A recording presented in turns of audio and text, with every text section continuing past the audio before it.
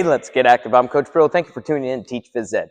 I've got another hand striking activity for you, and this one's called Crosswords.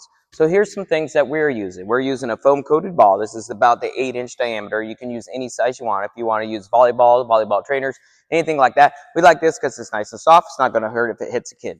We got some bowling pins, and then I got our round targets as well, for our goals, I should say, our round goals.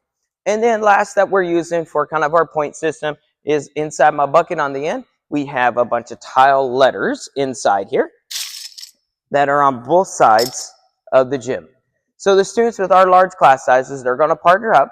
One is waiting against the wall, waiting for their turn, while the other friend goes. If you have smaller class size and you have the space, everybody can have a ball. Perfect.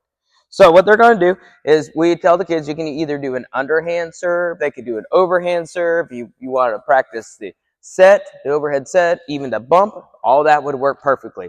I'm going to demonstrate with the underhand serve. We have two ways to score in this activity. Way number one is to knock down a bowling pin. Way number two is to get the ball to go into the top of the round goals, not from the sides, has to go in from the top. Knocking down a bowling pin, I earn one tile letter. Getting it in through the goal on the top, I earn 2 letters. So let's see if I can score. I do my underhand serve. So close. And I almost got the bowling pin off the rebound, which is why we added the bowling pin, give them more opportunities. They're going to get their ball. They're going to return back to their partner.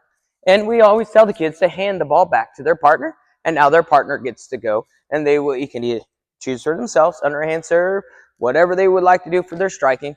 If you want to give them specific ones to practice, by all means do so. Now, if you don't have the tile letters, no big deal. You can use anything you want for the point system.